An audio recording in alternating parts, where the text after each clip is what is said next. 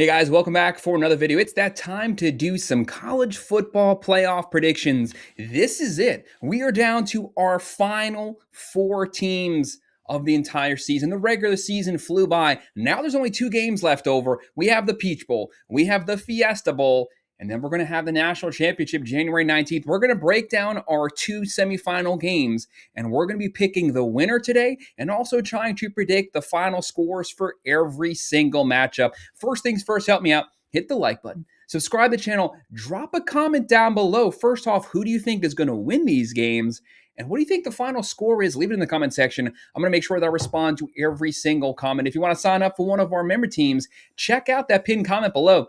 This is it. You have the Miami Hurricanes facing off versus the Ole Miss Rebels. That game is going to be coming up on Thursday, January 8th, 7:30 p.m. on ESPN. And then you have our Friday game, the Oregon Ducks, number 5, versus the number 1, the Indiana Hoosiers, the unanimous number 1 team, the Big Ten champion. As of right now, the leading Vegas favorite to win the national championship. This is two great games. This is going to be a fun matchup. You have the upstart Ole Miss Rebels. They don't have Lane Kiffin. What they do have, they have Chambliss and an extremely talented offense. They can score with anyone in the country. They can go blow for blow with anyone in the country. And then you have the Miami Hurricanes, that defensive front seven causing havoc. Mesidor, Bain, there's no better two pass rushers coming off the edges. What can you do to possibly stop them no matter what your offensive line is? They've already faced 3 top 10 offensive lines this season, and they have wreaked havoc in the backfield. That's going to be a fun matchup. You have the Oregon Ducks, Dante Moore, Sadiq, the rushing attack, the defense, Dan Lanning, that talented team he's built, and a top 3 offensive line as well. And then you have Indiana with the Heisman winner. You have Fernando Mendoza transferring in there, slinging the ball up and down the field. One of those quarterbacks is probably going to be the number 1 overall pick when the NFL draft comes around. You have the defense. They are coming off of blowing the doors off of the Alabama Crimson Tide. This team seems unstoppable at this point. All Curt Cignetti does is win, but he's got to win this coming Friday. This is 2 great games, 4 great teams, and you can easily say, no matter what your stance is, no matter who you personally think is the favorite, these games could go either way. That's what makes it so fun, is it really is completely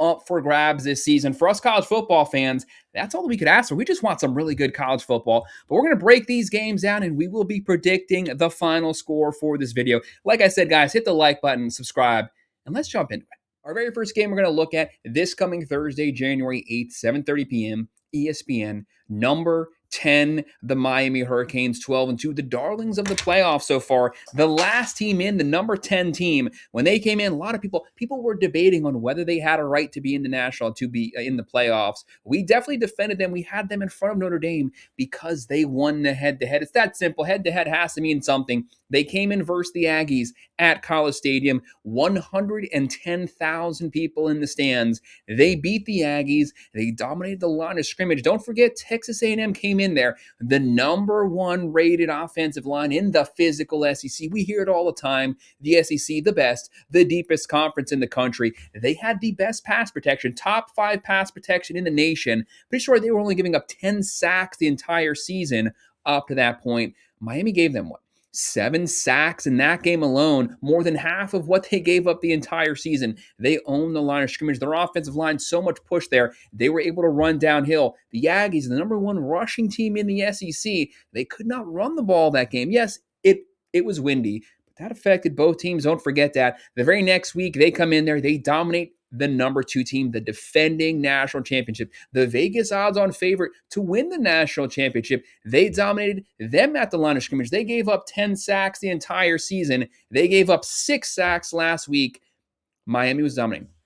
Mesidor, Bain, the great secondary, Frederic, they got to get him back. But guys like that, Keontae Scott with the pick 6. Carson Beck, he's not lighting it up through the air, but he hasn't been asked to do that because the ground game's been working so much. Keep everything in front of them. Play great defense. Make your kicks. You can win these games. But they're going up against some upstarts here. They're going up against number 6, the Ole Miss Rebels, 13-1, avenging their sole loss on the season. Don't forget Ole Miss. They had that first-round game versus Georgia. They got outscored fourth quarter. Georgia fought their way all the way back. You got to give Kirby Smart some credit for that. They fought their way back. They won round 1. It's hard to beat a good team twice. They were able to face off in the playoffs. Ole Miss dominated Georgia the second half. They controlled the fourth quarter. Kirby Smart, he had that game, had the lead fourth quarter. But what Chambliss has been able to do, this guy wasn't even the starter. Austin Simmons was the starter for the first, 3 or 4 games of the season. He goes knocked out. Chambliss comes in. This team has never looked back, putting up Heisman caliber numbers the entire year, showing himself as actually, yes, he's coming from Division II, but he's been one of the best quarterbacks, not just in the SEC, in the entire nation this season. 3,700 yards, 21 touchdowns, 3 picks. He's efficient. He doesn't make mistakes, but it's the playmaking ability. When everything completely breaks apart and falls down, what he can do scrambling.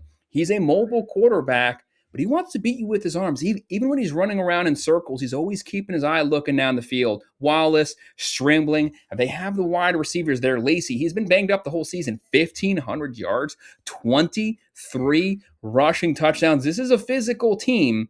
How are these teams going to match up? It's such a fun matchup. When I looked at the game before, if I was the Miami Hurricanes, I honestly would have rather played Georgia. Georgia, top 3 overall roster. Some might say the best roster in the country. They could definitely debate that out. Bama, the Buckeyes, Georgia, who has the best roster. Doesn't matter. None of them are in the playoffs anymore. The next teams are up. But Georgia, with their physicality at the line of scrimmage, with that Kirby Smart, hard-nosed mindset, they want to line up with you. They want to beat you at the line of scrimmage. That plays perfectly into Miami's hand. The Aggies thought they could own the line of scrimmage. Miami showed them otherwise. The Buckeyes, the defending champs, they wanted to dominate the line of scrimmage. Miami showed them otherwise. Georgia would have come in, we all know it, with the same exact mindset. We're the more talented team. We're the team that's meant to be in the national championship. We come from the SEC. We're going to run it down your throat. We have Frazier. We have the offensive line. We have the mobile quarterback. We have Branch. And none of that would have worked out. Miami would have beat them, in my personal opinion, just like those other teams, because they own the line of scrimmage. No matter what, they have the best offensive line in the country. They have the best defensive line in the country. They have the best defensive front seven, in my personal opinion, in the nation. Bain, Mesidor, the secondary locks people down. No one has pushed them off the line. Even in the 2 games they lost versus SMU, versus Louisville, they lost because Carson Beck would not stop throwing picks. They got very conservative. It was Beck, though, who cost them those games. Outside of that, he only has 1 interception in his last 6 games, including the playoffs, versus the Aggies top 10, versus Ohio State top 2. He's been playing good, hasn't been making mistakes so far, and that defense, they've been getting pushed. The offensive line's been getting pushed. They've been running the ball. I would have rather played Georgia. They play in your hands. To me, Ole Miss, they don't play in your hands. They know they don't have a top 10 overall roster. Yes, they've been recruited well. Lane Kiffin's been working the portal well. They have so much talent. There's not a lot of NFL players on this team. Chambliss might be. Lacey might be. They got playmakers, but when you look at the ratings of blue chip rankings, Ole Miss isn't up there right now with Miami, the Buckeyes, Georgia. But that doesn't mean that they can beat you. That's what the transfer portal's done. That's where scheme comes into play. And with that Charlie Weiss offense coming out of the Lane Kiffin tree, that offense, they don't need to beat you. They don't need to push you off the line of scrimmage. They go up tempo, they spread you out, and then they air it out. Lane Kiffin comes from the spread branch, but has also incorporated the Mike Leach air raid. They don't need to out-talent you. They're going to get the ball to the playmakers in space, and speed's going to beat you. That's something that might make Miami a little more uncomfortable, because now it's not just being more powerful, being the more disciplined team. 0 penalties last game versus the Buckeyes. Miami, one of the worst penalized teams in the country. That's completely disappeared the last 2 games in the playoffs. They've been disciplined, but when you start getting tired, when you start getting ramped up, snapping the ball quickly, every time, first down, snap, snap, snap, snap, it wears teams out. They start to make mistakes.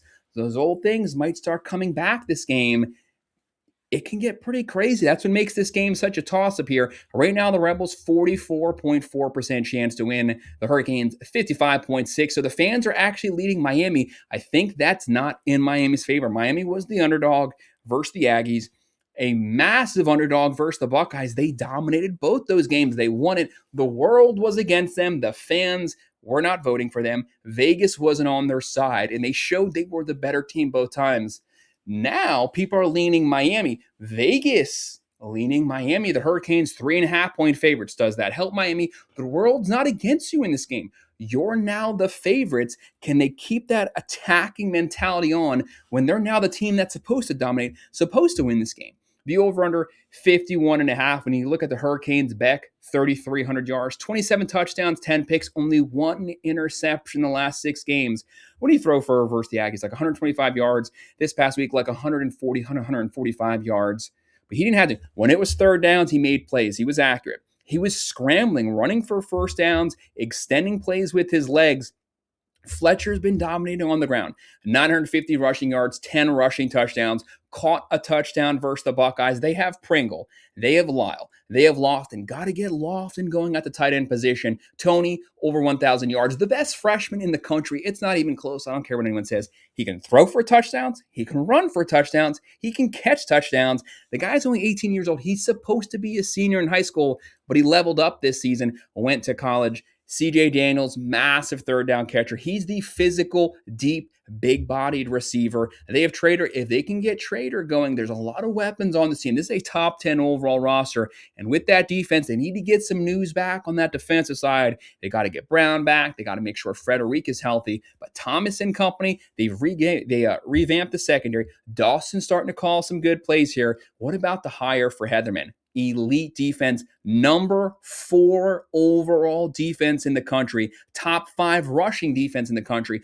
The Buckeyes, with that great offensive line, with the great 5-star plays they had, they could not run on Miami. The Aggies, a rushing team, could not run on Miami. But how about Ole Miss? Chambliss, the 3,700 yards. He can also beat with his legs, extending plays. When everything's been breaking down, think of those 2 plays versus Georgia, one on 4th down, one on 3rd down. They had him for the sack. He ran around in circles, ran practically back to his own end zone, chucks it down the field to Lacey. Who makes plays like that? Sometimes you can be as great as you want to be. When a quarterback is playing at elite Tom Brady level, there's nothing that you can do. Think of Bama, how great they were when they went up against Deshaun Watson, playing elite Deshaun Watson football in the national championship. No matter how disciplined they were, he was going to beat them every single day playing at that level. If you catch Chambliss playing like that, it's really hard to beat him. Thankfully for both these teams, they haven't played one another this season. So there's the unknown. It makes it for a fun one. Lacey with that 2,300 rushing yards. That's a video game number. But will he be healthy? Hurt his shoulder, had some injury concerns this season, and Miami's going to be physical. They're going to be hitting him hard. Offensive line, who has the edge? Miami. The Rebels don't have a bad offensive line, but it's nowhere near as good as the Hurricanes, top 10 in pass protection in the nation, and they're also running the ball physically. When it comes to defensive line, Miami has the edge. It's not even close. Not knocking the Rebels' defense, but they don't have a top 20 defense. Miami right now, number 4 overall defense, and that's including 2 playoff games. They're only getting better every single week right now. Secondary, have to give the edge to Miami. But quarterback-wise, it's not even close. Beck versus Chambliss. If Chambliss is playing at that level, it's going to be really hard for anyone to be able to beat him. But what Miami can do, where I think Miami has to play this game, they have to slow the game down. Run the ball. You can beat the Rebels rushing the ball. They got to lean on them, dominate the second half, control time of possession, control the game clock. Ground and pound. Fletcher, nonstop, all day, running downhill. I'm talking 25 carries. Cycle him out with Pringle, who's more of the speed back. Control that. Limit the possessions of Chambliss and that Ole Miss offense, and you can win the day. Ole Miss, they're going to be able to move the ball. They're going to be able to score points, a lot more points in the other 2 games. The Aggies, number 2 offense in the SEC, they only mustered 3 points versus Miami. Ohio State, they only mustered 14 points versus Miami. If I had to bet, I'm going to say that the Rebels will score more points, but Miami should also be able to score more points than they did versus the Aggies. And then they did versus the number 1 defense in the nation, the Ohio State Buckeyes. They still put up 24 points on them, the most they had given up this entire season, the most they gave up since last year. 2 years it took them to give up 24 points because Ole Miss's defense, they're nowhere near as good as both those teams. So the Hurricanes will have more success moving the ball, but Ole Miss should also be able to move the ball. Right now, Miami, 31.6 points a game. They're throwing for 253.6, running for 152, giving up 13.1 points a game. The number that really stands out, 84 yards on the ground. That's a top 10 rush defense in the nation. And Ole Miss is going to run it at you. Sometimes it comes down to something as simple as who can control and dominate the line of scrimmage. It's going to come down to the trenches. Ole Miss, 37.6 points a game, throwing for 315.9. Really good passing team. That's where it's going to stretch this team. Does Chambliss have time, though, to find Wallace, to find Stribling down the field? Even if you get to him, Bain, if you lay hands on him, you got to bring this guy down. He's so hard to bring down. He's such a shifty guy. And even when you hit him, he's still throwing bombs down the field. So you got to get him on the ground with the ball. Consistent pressure on him. They're running for 180.3. They're giving up 20.4 points a game, 194 through the air. Where you beat them, 146.1 on the ground. You can run on Ole Miss. Miami has to be able to successfully run. I'm talking 150, at least 200 rushing yards. That's going to help you control time of possession and maybe give Ole Miss, 3 to 4 possessions every single half. In a perfect world, that's what you'd be able to get. This is a tough matchup. What about Lane Kiffin? The Lane Kiffin effect has not reared its head yet. They beat Tulane, which had no business being in the playoffs anyways. They beat Georgia last week. But Lane Kiffin, he has to account for something, not having your head coach, Pete Golding. Yes, the Ole Miss defense stepped up when they needed to. Fourth quarter, got a couple stops. They still gave up 30-something points to Georgia, who doesn't have a high-powered offense. Miami, they have not given up more than 24 points during a regular game so far this season. Only 3 to the Aggies, who had a statistical better offense than the Rebels, and only 14 to the defending national champions. Like I said, the Rebels will score more than they scored, but Miami makes you work for those touchdowns. No one has been able to consistently put points on the board versus this Hurricanes defense. Can the Rebels do that? The way, to me, for them to beat them, it's not really trying to keep pressure off of Chambliss, because that front seven, they're going to get it on him the entire game. It's being able to test a thin Miami secondary if they don't get Brown back, Frederic back. Those guys, can he push the ball down the field, pick up those yards, and the scrambling ability? Miami's faced running quarterbacks. They face Jennings. They sell Marcel Reed, who was more of a runner than Chambliss is, but Chambliss is the better mix, the better passer than both those guys, and he can also run. That's what makes this such an interesting game. This is such a tough game to call. It's really one of those games you can flip a coin. It can go either way. If Ole Miss is able to move the ball, don't forget, I already said it, nobody has been able to consistently move the ball versus the Miami Hurricanes this entire season. The most they've given up in regulation has been 24 points. Ole Miss has given up 30 a couple times. Miami has the edge on defense. If Ole Miss can pull it off, and if anyone can do it, it's going to be Chambliss. It's going to be that Charlie Weiss Jr. running the Lane Kiffin offense. They'd be able to do it. So they got a shot here, especially if you cannot get Chambliss down and you allow him to create plays out of chaos, scrambling back there, still always keeping his eyes looking down the field. But that Miami front seven, they get after it. If they're healthy at corner, if they get Brown back, Frederic back, Mesidor, Bain coming off the edges, they can bottle him up, keep him in the pocket, keep him from being able to use his legs too much. Miami can pull off the win. Their physicality, if they do it like they did everyone, they might be a close game first half, but second half, that rushing attack. Fletcher, Pringle, Lyle, Fletcher mainly number 4 over and over and over. The offensive line leaning on Ole Miss, who really doesn't have a great defensive line. They're good, but they're not great. Miami should be able to wear them down, and that's where they're starting to pick up, 5, 6, 7 yards every single carry fourth quarter. They drain the clock. They keep the ball away from Chambliss. That's the point. Give me the Miami Hurricanes winning this one. Close game, one possession game. They win it 27-24. The key is 24. Miami hasn't given up more than that. If they do here, they might lose it, but Miami wins 27-24. I'm going with the plus 3.5, and we're just barely going with the under. Keep your eye on that. Those lines are probably going to move by the time that we get to game day. And now our final game coming up of the semifinal. This is a Big Ten versus Big Ten matchup. This is actually a rematch from earlier this year. We have number 5 Oregon Ducks, 13-1, coming off of completely owning the Texas Tech Red Raiders. They actually shut them out in the quarterfinals last week. They won that one 23-0. What a dominating defensive performance. What makes this game interesting is this is also going to be a line of scrimmage game, but both these teams' top 10 defenses. Whose team's going to come out on top? They're on the road versus the number 1 team in the country, the Indiana Hoosiers, the Big Ten champs, 14-0. One of those teams that got the bye week first round, and they actually won their game coming in here. Hoosiers, Kurt Cignetti's squad. He says it all the time. all they do is win. What he's done to Indiana the last 2 seasons, they never had a 10-win season in their entire over 100-year football history, up to when he got them 11 wins last year, and they got their second 10-win season this year, and they're 14-0. They're undefeated, the only undefeated team in the entire country, and they're rolling the Heisman winner, Fernando Mendoza. This team can beat you so many ways. But what I appreciate about this matchup, because we said that it was a line of scrimmage game, both these teams, they want to beat you at the point of attack with a physical downhill rushing attack. Both teams love to run the ball. This might be the two most balanced teams in the entire country, and they're facing out here. Whoever wins this game, could be the frontrunner, the favorite to win the national championship the very next round. Right now, the Buckeyes, they came into the playoffs with the best odds to win the Natty. Now that they're out, Georgia's out. It's Indiana. Indiana beat the Buckeyes, controlled the line of scrimmage there. They controlled the line of scrimmage versus Oregon when they beat them the first time 30-20. But it's hard to beat a good team twice. Will they be able to pull off that feat this season? The main thing, why it's hard to beat a good team twice, is the team that lost, they saw what didn't work from them. They can make those changes and they can attack you from a different perspective the next game. The team that won, they don't know what that is. They know what they did right to you, but they don't know what they did wrong yet because it hasn't happened. That's why that could potentially favor Oregon here. Dan Lanning, he's been recruiting. He's been working the portal. This might be the best rushing attack in the entire country, easily top 5.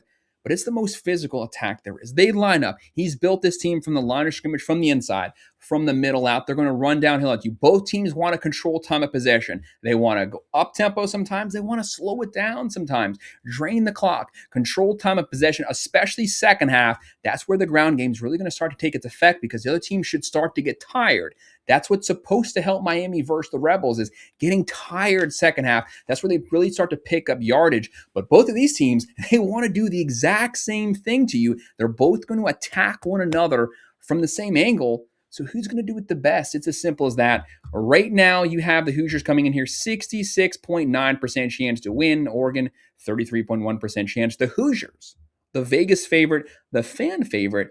Sometimes it seems like you're getting set up for the upset whenever both those things are lining up. Hoosiers 4-point favorites, 47.5 over under. Oregon didn't have a lot of success moving the ball, but Texas Tech came in there with a top 5 defense, the number 1 rush defense in the country up to last week. So obviously, you knew their defense was going to play lights out, but how about that Oregon defense? What they did to a team averaging 41.7 points a game, they shut them out in the playoffs.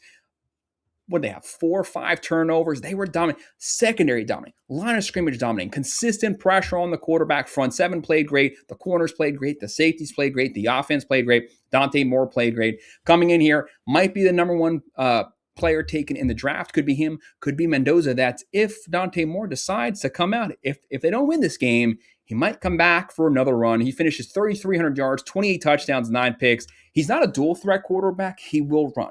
When he takes off, he picks up massive yardage. This Oregon defensive line, they're not the biggest, but they are quick and they are extremely disciplined. They don't get flagged. They out-physical massive lines. They push around. They beat the Alabama Crimson Tide 38-3. We said last week, Hoosiers are going to win. They're going to win huge. They're going to beat the crap out of the Crimson Tide. I don't think anyone had them winning 38-3, though. Complete domination in every single facet. To me, next to Georgia beating TCU, that was the most dominating college football playoff performance I've seen. That's why I said best win of the season for all teams. That was a top 10 team, and they blew their backs out last week. Right now, with this Oregon dual-headed rushing attack led by Whittington, they get after. They have Benson, Sadiq. If they could ever have Stewart fully healthy, just think of how good this offense can even be, even better potentially. And then you have the Indiana Hoosiers led by the Heisman winner, Fernando Mendoza. Mendoza, 3,200 yards, 36 touchdowns, 6 interceptions. He had that pick 6 versus Oregon the first time, but the odds of him throwing another one, extremely low. He's not just like Dante Moore. He's not what you'd call a dual threat quarterback. He is shifty back there. He will take off. He will scramble for first downs. That's what could extend drives for both these teams. Those linebackers on both sides, they're going to be tested. They're going to have to be quick-footed. They're going to have to be disciplined. Stay on your assignment. Stay on your man. And they have Hemby, What a rushing attack for them.